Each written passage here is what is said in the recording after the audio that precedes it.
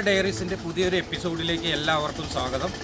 ഇന്ന് ഞാൻ വന്നിരിക്കുന്നത് ചെമ്പരത്തിയിൽ ഗ്രാഫ്റ്റ് ചെയ്യുന്നത് എങ്ങനെ എന്നതിനെക്കുറിച്ച് പറയാനാണ്.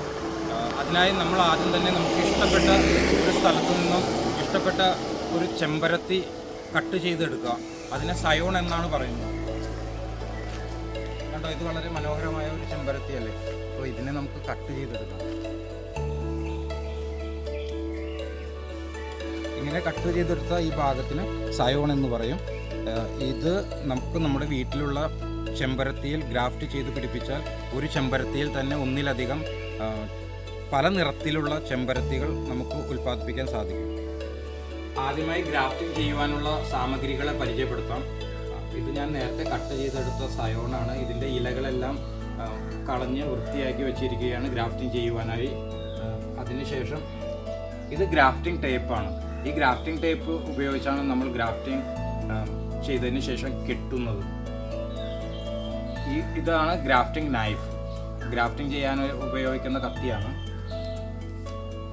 ഇത്. ഗ്രാഫ്റ്റിംഗ് ചെയ്തതിന് ശേഷം സിപ്പപ്പ് കവറിട്ട് വെക്കണം. എന്നാൽ മാത്രമാണ് ഹ്യൂമിഡിറ്റി നിലനിൽക്കുള്ളൂ. അതിനു വേണ്ടിയുള്ളതാണ്. ഇതാണ് സാനിറ്റൈസർ.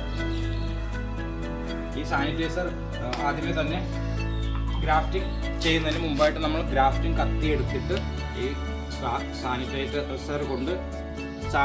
കൊണ്ട് ഒന്ന് സാനിറ്റൈസ് ചെയ്യണം. കത്തിയെ വിമുക്തമാക്കണം. പിന്നെ ഇത് എന്തെങ്കിലും കട്ട് ചെയ്യാനായിട്ട് ഉപയോഗിക്കുന്ന കത്തിയാണ്, കത്രിക. അപ്പോൾ സയോൺ നമുക്ക് നീളം കൂടുതലാണ് എങ്കിൽ നമുക്ക് ആദ്യം സയോൺ ഇങ്ങനെ കുറച്ച് കട്ട് ചെയ്യാൻ സാധിക്കും. അതുപോലെ കട്ട് ചെയ്തെടുക്കുക.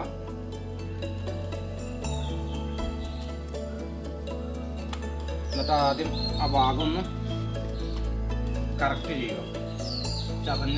ചതഞ്ഞിട്ടുണ്ട് എങ്കിൽ ആ ചതവൊക്കെ ഒന്ന് കട്ട് ചെയ്ത് മാറ്റുക. അതിനുശേഷം നമ്മൾ റൂട്ട് സ്റ്റോക്കായിട്ട് ഉപയോഗിക്കുന്നത് ഈ ചെമ്പരത്തിയാണ്. അപ്പോൾ ഈ ചെമ്പരത്തിയുടെ ഏത് ഭാഗത്താണ് നമ്മൾ ഗ്രാഫ്റ്റ് ചെയ്യാൻ ഉപയോഗിക്കുന്നത് എന്ന് വെച്ച് കഴിഞ്ഞാൽ ആ ഭാഗത്തിന് തൊട്ട് മുകളിൽ വെച്ച് നമ്മൾ ഇത് കട്ട് ചെയ്ത് മാറ്റണം. അതിനുശേഷം ഇതിൻ്റെ ഇലകളൊക്കെ ഒന്ന് റിമൂവ് ചെയ്യുക.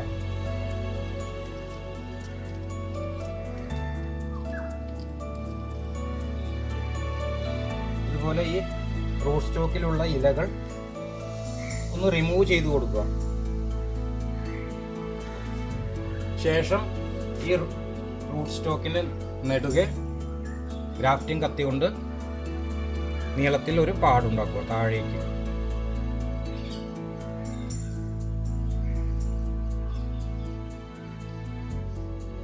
വളരെ സൂക്ഷിച്ച് ചെയ്യേണ്ട കാര്യമാണ്, കൈ മുറിയാതെ.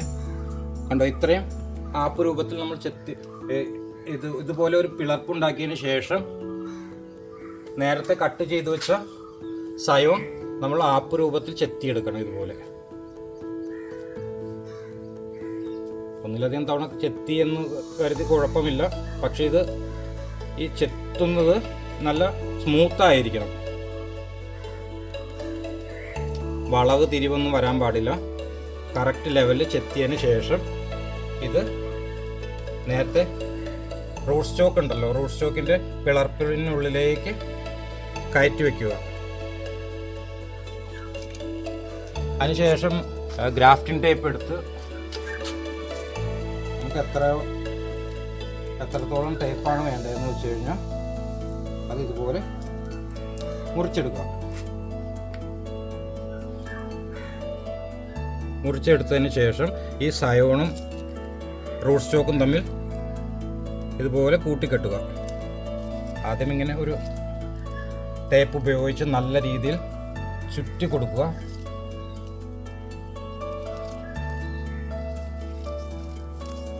ഇങ്ങനെ ചുറ്റി മുകളിലേക്ക് പോയി ആ മുറിവിൻ്റെ കുറച്ച് മുകളിലേക്ക് കൂടി ചുറ്റിയെടുത്തതിന് ശേഷം നമ്മൾ നല്ല രീതിയിൽ നല്ല ശക്തിയായി താഴേക്ക് കൊണ്ടുവന്ന് ജോയിൻ്റ് നല്ല രീതിയിൽ ഇതുപോലെ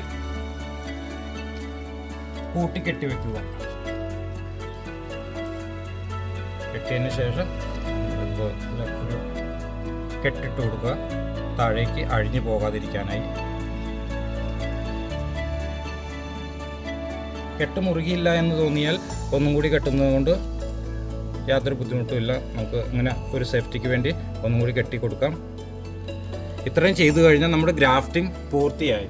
ഗ്രാഫ്റ്റിംഗ് പൂർത്തിയായതിന് ശേഷം ഇതിൽ ഈ സയോൺ പെട്ടെന്ന് ഉണങ്ങിപ്പോകാൻ ചാൻസ് ഉണ്ട്.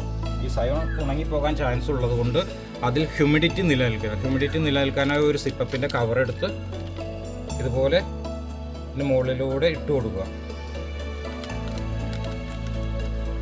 സിപ്പപ്പ് കവർ ഇട്ട് കൊടുത്തതിന് ശേഷം ഒരു വള്ളി ഉപയോഗിച്ച് ഈ സിപ്പപ്പ് കവർ കമ്പിൽ ശക്തമായി കെട്ടിവെക്കുക.